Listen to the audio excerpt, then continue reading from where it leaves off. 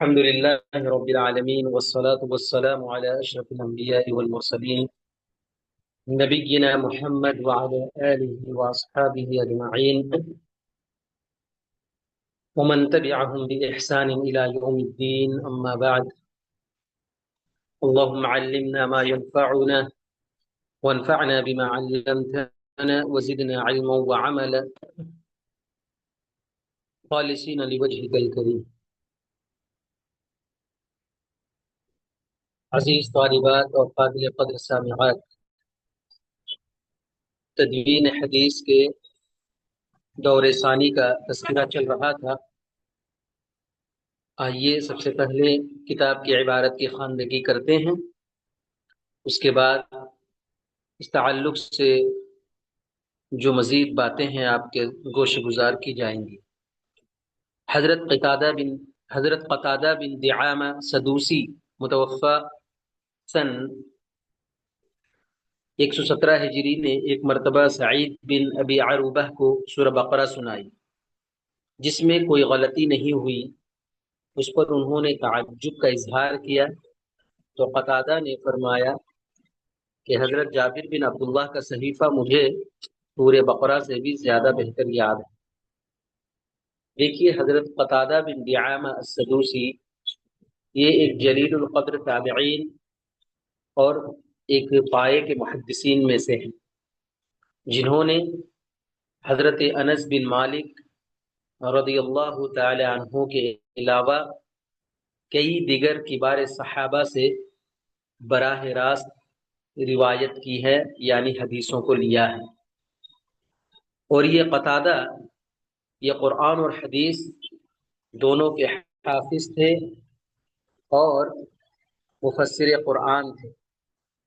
روایت میں اس طرح آتا ہے کہ ایک مرتبہ سعید بن ابی عروبہ جو خود حضرت قتادہ بن دعامہ کے شاگردوں میں سے ہیں، تلامذہ میں سے ہیں، حضرت قتادہ سے سورہ بقرہ سنی۔ انہوں نے عروبہ کو سورہ بقرہ سنائی۔ کس نے؟ استاذ نے اپنے شاگرد کو سنایا، جس میں کوئی غلطی نہیں ہوئی، یعنی پورے تلفظ کے دقت کے ساتھ، بغیر کسی غلطی کے روانی کے ساتھ انہوں نے کیا ہے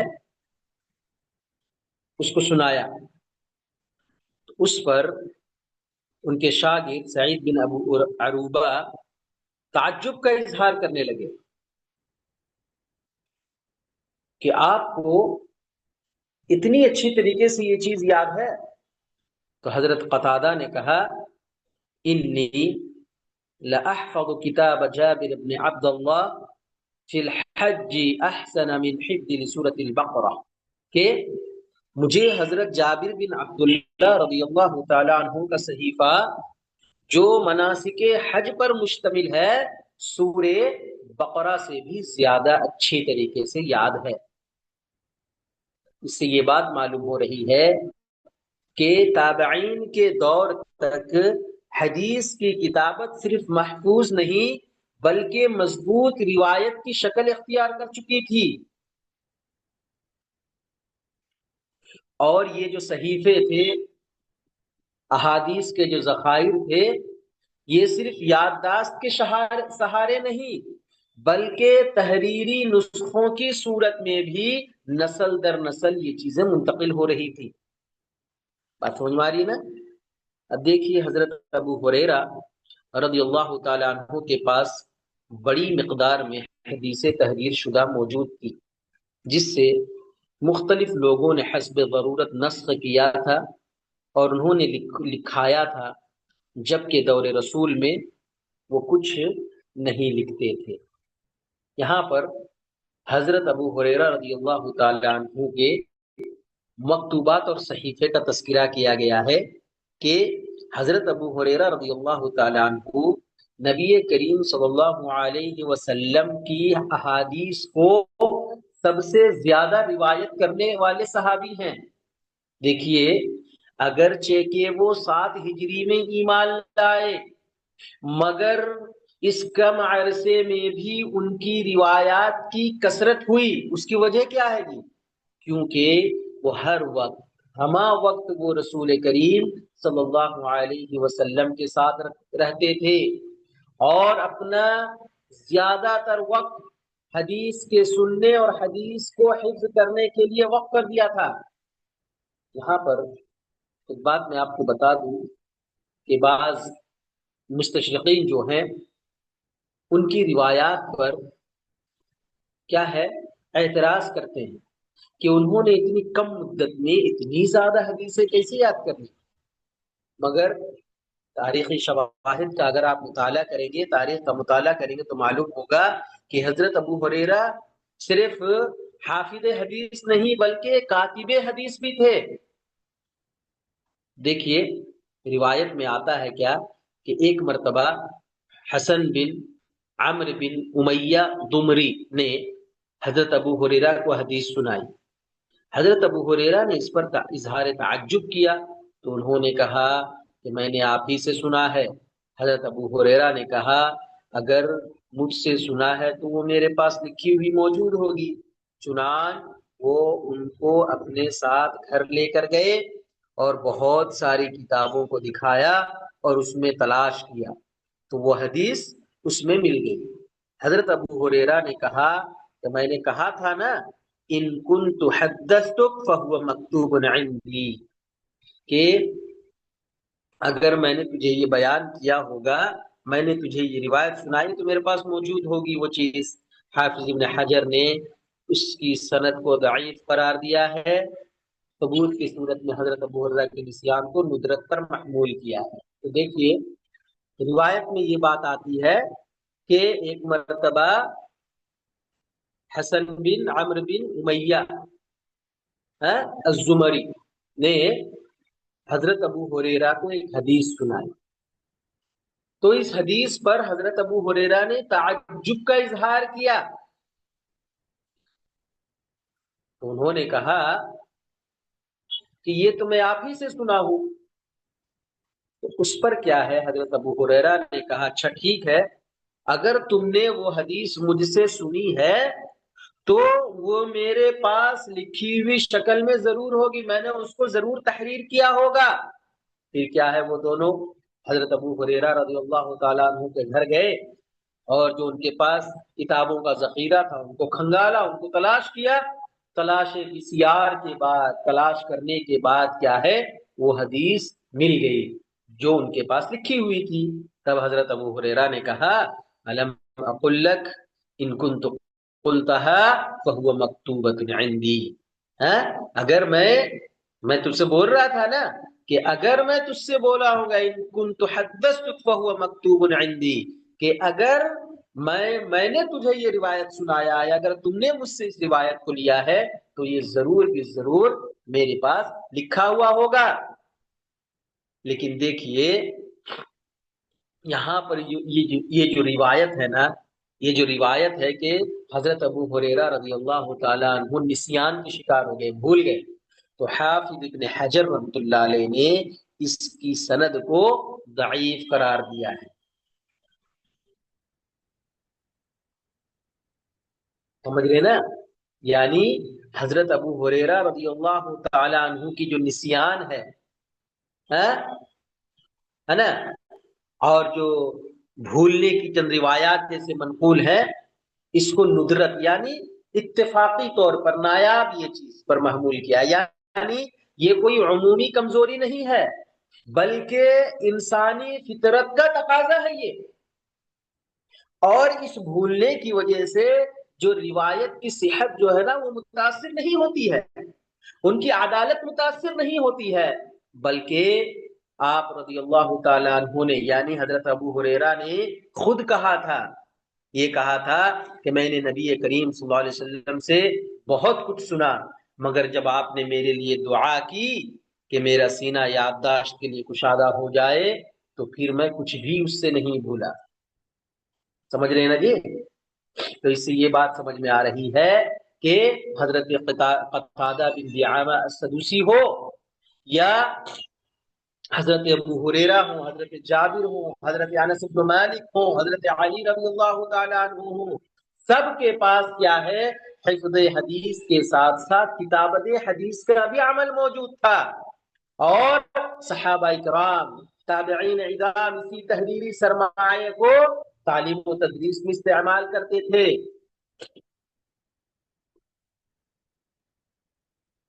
سمجھ رہے نا؟ اس کے بعد آگے آئیے جی۔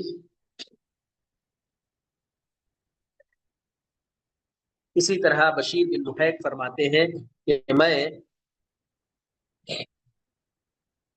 حضرت ابو ہریرہ کے پاس آتا تھا اور ان سے کتابیں لے کر نقل کرتا تھا، پھر ان کو پڑھ کر سناتا تھا، پھر میں کہتا تھا کہ کیا یہ روایت میں نے آپ سے سنی کہ نہیں؟ وہ کہتے تھے کہ ہاں سن لی، یعنی استاذ سے سننا اور استاذ کو سنانا دونوں کا ایک ہی حکم ہے۔ ابن رجب نے شرح علل ترمذی میں اس واقعے کو نقل کرنے کے بعد اس کی سند پر کلام کیا ہے اور اس کے راوی کو متروک کہا ہے، لیکن ان کے علاوہ اور بھی واقعات ہیں جس سے حضرت ابو ہریرہ کے پاس تحریروں کا ثبوت ملتا ہے، اور یہ کہ بہت سے لوگوں نے ان کے مجموعہ احادیث سے حدیثیں لکھی تھی، جن میں حمام بن منبہ بھی ہیں، جن کے صحیفہ کا نام الصحیحہ تھا۔ یہ وہ قدیم ترین صحیفہ ہے جو 1400 سال کتب خانوں کی تاریکیوں میں زندگی گزارتا رہا۔ بلاخر ڈاکٹر حمید اللہ رحمہ اللہ نے تحقیق کر کے اس کو منظر عام پر لایا۔ دیکھیے، بشیر بن نحیق اور حمام بن منبہ کا یہاں پر تذکرہ کیا گیا۔ حضرت ابو ہریرہ رضی اللہ تعالیٰ عنہ کے تلامذہ میں سے ہیں یہ بشیر بن نحیق اور حمام بن منبہ۔ تو بعض روایتوں میں یہ بات آتی ہے کہ کنت اتا ابا ہریرہ فآخذ عنہ کتبا فاقرؤها علیہ فاذا فرغت قلت اسمعتها منك فیقولون۔ وہ کہتے ہیں بشیر بن نحیق جو حضرت ابو ہریرہ رضی اللہ تعالیٰ عنہ کے شاگرد ہیں، وہ کہتے ہیں کہ میں صحابی رسول حضرت ابو ہریرہ کے پاس آتا تھا اور ان کے کتابوں کے ذخیروں میں سے میں کتابیں لیتا تھا اور ان کتابوں سے میں احادیث کو نقل کرتا تھا، پھر ان نقل شدہ عبارت کو میں حضرت ابو ہریرہ رضی اللہ تعالیٰ عنہ کو پڑھ کر سناتا تھا۔ جب میں ان سے کہتا کیا میں نے یہ روایت آپ سے سنی ہے؟ فَإِذَا قُلْتُ أَسْمَعْتُهَا مِنْكَ، کیا میں نے یہ روایت آپ سے سنی ہے؟ تو وہ فرماتے ہاں یہ تم نے مجھ سے سنی ہے۔ ابن رجب کی کتاب ہے شرح علل ترمذی، اس میں اس کا کیا ہے ذکر کیا گیا ہے۔ تو دیکھیے اس سے کیا چیز سمجھ میں آ رہی ہے، اس واقعے سے کیا سمجھ میں آ رہی ہے؟ اس سے یہ بات سمجھ میں آ رہی ہے کہ احادیث کو لکھنے کا جو سلسلہ تھا، احادیث کو لکھنے کی جو عادت تھی، اس دور میں نہ صرف موجود تھی، صرف موجود نہیں تھی، بلکہ درس و تصحیح کے طریقے سے وابستہ ہو چکی تھی۔ یہ چیز درس و تدریس بھی ہو رہی تھی اور اس کی تصحیح بھی کی جا رہی تھی، کریکشن بھی ہو رہا تھا۔ اب دوسری چیز یہ بات سمجھ میں آ رہی ہے کہ استاذ کو سنانا اور استاذ سے سننا، ایک راوی استاذ کو سنائے گا یا استاذ سے سنے گا، اور یہ دونوں طریقے کیا ہے حدیث کے نقل کرنے میں معتبر اسلوب میں مانا جاتا ہے، معتبر اسلوب میں شامل ہے۔ حالانکہ ابن رجب رحمۃ اللہ علیہ نے اس واقعے کی ایک سند پر کلام بھی کیا ہے اور بعض راویوں کو اس سلسلے میں متروک کہا ہے، لیکن اگر دوسرے اسناد کو ہم دیکھیں گے، دوسرے اسناد کے اتفاق کی وجہ سے حدیث کے تحریر کے وجود پر کوئی اثر نہیں پڑتا۔ اگر اس سند پر کلام ہے تو کیا ہوا، لیکن دوسری روایت کا آپ جائزہ لے کر دیکھیں تو بات سمجھ میں آئے گی احادیث کو کتابت یا احادیث کو تحریر کرنے کا سلسلہ جاری تھا۔ اس کے علاوہ دیکھیے حمام بن منبہ کا تذکرہ آیا۔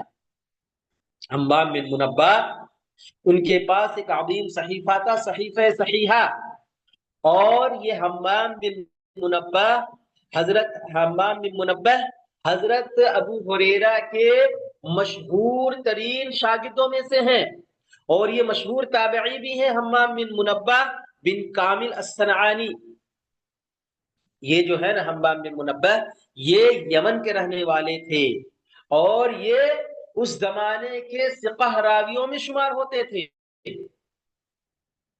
اور یہ خود حمام بن منبہ اپنے استاد حضرت ابو ہریرہ سے براہ راست حدیثوں کو جمع کیا تھا، حدیثوں کو لکھا تھا، اور حدیثوں کو لکھنے کے بعد انہوں نے ایک کتاب ترتیب دی تھی جس کا نام رکھا تھا الصحیفہ الصحیحہ، صحیح صحیفہ الصحیحہ کے نام سے کیا ہے اس کو انہوں نے رکھا تھا۔ اور یہ صحیفہ جس میں تقریباً 138 138 احادیث پر یہ صحیفہ مشتمل تھا۔ اور دیکھیے جی، یہ تاریخ اسلام کا سب سے قدیم مجموعہ حدیث سمجھا جاتا ہے، اور آج تک ہے یہ۔ دیکھیے، امام احمد ابن حنبل نے اپنی مسند احمد میں حمام بن منبہ کی الصحیحہ میں جو حدیثیں ہیں بعین ہی اسی ترتیب اور اسی متن کو کیا ہے نقل کیا ہے۔ جو حمام ابن منبہ کے صحیفے میں آپ ترتیب اور احادیث کو دیکھیں گے، ٹھیک اسی طرح مسند احمد میں احمد ابن حنبل نے اس طرح کیا حدیثوں کو نقل کیا ہے۔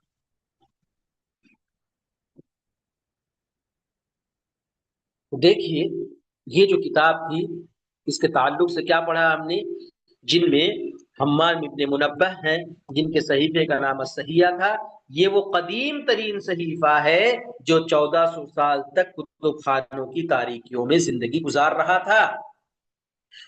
یہ تاریخی صحیفہ جو صحیحہ تقریباً 1400 سال، 14 صدیوں تک دنیا کے مختلف کتب خانوں میں، مختلف الماریوں میں کیا ہے گمنام پڑا ہوا تھا، غیر معروف طریقے سے کیا ہے وہ پڑی ہوئی تھی یہ کتاب۔ بالآخر 20ویں صدی میں ایک عظیم محقق، ایک عظیم محدث اور مستشرقین کے رد میں لکھنے والے ایک عظیم کیا ہے عالم دین سمجھے ڈاکٹر محمد حمید اللہ نے جرمن کے شہر برلن کی ایک لائبریری میں اس کے اصل عربی مخطوطات کو کیا ہے دریافت کیا۔ سمجھ رہے نا؟ کب جی؟ 20ویں صدی میں جرمن کے جرمنی کا ایک شہر ہے، کیا ہے برلن نام کی ایک شہر ہے، وہاں کی لائبریری میں حمام ابن منبہ کی لکھا ہوا مخطوطہ کو انہوں نے 1400 سال کے بعد دریافت کیا۔ پھر کیا انہوں نے اس کی تحقیق کی، اس کا تقابل کیا، پھر اس پر تعلیق چڑھائی، اور اس کتاب کو انگریزی اور فرانسیسی زبان میں کیا ہے ترجمہ کرنے کے بعد اس کو شائع کیا، اور اس کا نام رکھا دا صحیفہ آف حمام ابن منبہ۔ ڈاکٹر حمید اللہ نے جب اس کی تحقیق کی جی اور یہ ثابت کیا کہ یہ صحیفہ اصل میں وہی مجموعہ ہے جو امام احمد ابن حنبل کی مسند میں موجود ہے، متن بھی وہی ہے، ترتیب بھی وہی ہے، اور الفاظ میں کسی طرح کا کوئی فرق بھی نہیں ہے۔ یہ دیکھیے ڈاکٹر حمید اللہ نے جب اس کی تحقیق کی، جب اس کی دریافت کیا، تو اس سے یہ بات معلوم ہوئی محدثین کا جو دعویٰ تھا کہ اس کو سلسلے وار لکھا جا رہا تھا، ترتیب دیا جا رہا ہے، اس کی تصدیق ہو گئی۔ سمجھیے کہ احادیث کا تحفظ جو ہے یہ صرف زبانی نہیں تھا، سینہ در سینہ نہیں تھا، حافظے کی بنیاد پر نہیں تھا، بلکہ تحریری بنیاد پر تھا۔ اور دیکھیے، اس سے یہ بات بھی معلوم ہو رہی ہے کہ صحیفہ حمام ابن منبہ حدیث کی تحریر کا وہ پہلا سب سے باقاعدہ کتاب ہے جو تابعین کے دور میں لکھا گیا، اور آج بھی یہ کتاب محفوظ ہے۔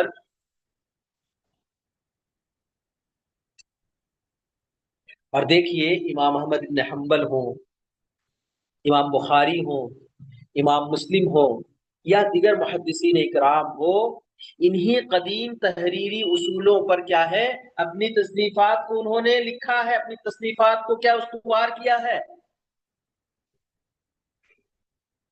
اسی لیے دیکھیے محدثین کے نزدیک کی کتب حدیث یعنی حدیث کی کتابوں کا معیار انسانی تاریخ کے کسی بھی علمی روایت سے سب سے زیادہ اونچے مقام پر ہے، سب سے زیادہ بلند مقام پر ہے۔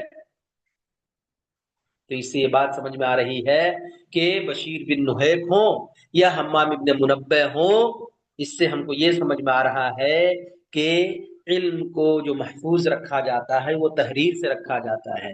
جس شخص نے علم کو کیا ہے تحریر سے یا قلم سے قید کر لیا، وہ شخص کیا ہے اسے زمانے اگلے زمانے تک کیا اس کو سمجھیے محفوظ کر لیا ہے۔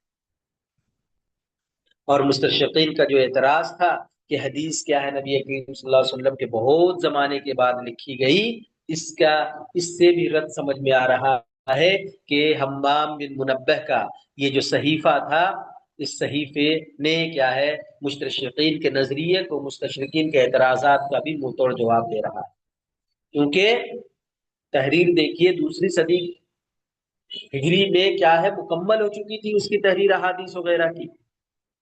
تو سمجھ میں آیا جی بات۔ اور یہ ایک چیز جان لیں کہ ڈاکٹر حمید اللہ کون تھی؟ ڈاکٹر حمید اللہ کون تھی؟ ڈاکٹر حمید اللہ جو سن 1908 میں حیدرآباد دکن میں پیدا ہوئے، حیدرآباد کے ہیں وہ۔ انہوں نے حیدرآباد میں تعلیم حاصل کی، پھر علی گڑھ مسلم یونیورسٹی سے تعلیم حاصل کی، پھر جرمنی گئے، فرانس گئے، وہاں سے بھی اعلیٰ تعلیم حاصل کیا، اور دو P H D degree holder ہیں یہ۔ ایک تو لا پر کیے ہیں، بین الاقوامی قانون پر، انٹرنیشنل لا پر انہوں نے کیا ہے پی ایچ ڈی کیا ہے، اور دوسری اسلامی تاریخ اور فقہ میں انہوں نے پی ایچ ڈی کی۔ بڑی علمی شخصیت تھی۔ قرآن مجید کا فرانسیسی زبان میں ترجمہ کیا، جو بڑی معیاری زبان میں فرانس کی بڑی معیاری زبان میں کیا اس کا ترجمہ کیا، اور پورے مغرب والے اہل مغرب کیا ہے اس سے بہت متاثر ہوئے، اور پورے اہل مغرب میں یہ کیا ہے کتاب مقبول ہوئی۔ اس کے علاوہ ان کا جو اسلامی تاریخ پر جو کارنامہ ہے وہ یہی کہ حمام ابن منبہ کی صحیفے کی انہوں نے دریافت کی، جو جرمنی کے قدیم کیا ہے کتب خانے میں کیا ہے ایسی 1400 سال تک بوسیدہ حالت میں پڑی ہوئی تھی، اس کو نکالے، اس پر تحقیق کی، اور اس کو تحقیق کر کے انہوں نے کیا ہے دنیا کے سامنے پیش کیا۔ اس کے علاوہ ایک میثاق مدینہ، جی میثاق مدینہ کیا معلوم ہے؟ یہ پہلا تحریری کانسٹیٹیوشن ہے، پہلا قانون ہے جو اللہ کے نبی صلی اللہ علیہ وسلم مدینہ آنے کے بعد تحریر کروائے تھے۔ جو پہلا تحریری معاہدہ میثاق مدینہ کے نام سے موسوم ہے، اس کو انہوں نے کیا ہے کھوج کی تلاش کر کے دنیا کے سامنے اس کو پیش کیا۔ اس کے علاوہ تقریباً 250 سے زائد کتابوں کا کیا ہے وہ تحقیق کیے ہیں، مقالات وغیرہ تحریر کیے ہیں، سمجھ رہے نا۔ آخر کار پیرس میں وہ کیا ہے فرانس کا ایک شہر ہے پیرس، پوری زندگی کیا ہے وہاں پر انہوں نے گزاری اور درس و تدریس کی خدمت انجام دی۔ اور امریکہ کے ایک شہر ہے فلوریڈا، وہاں پر سن 2002 میں ابھی ان کا کیا ہے انتقال ہو گیا ہے، سمجھ رہے نا۔ ان کی بہت بڑی خدمت ہے تدوین یا تاریخ حدیث پر۔ اللہ سے دعا کرے کہ اللہ تبارک و تعالیٰ ان چیزوں کو ہمیں سمجھنے کی توفیق عنایت فرمائے۔ آمین۔ اقول قولی هذا واستغفر الله لي ولكم ولسائر المسلمين من كل ذنب فاستغفروه انه هو الغفور الرحيم، وصلى الله تعالى على النبي الكريم۔ السلام عليكم ورحمة الله وبركاته۔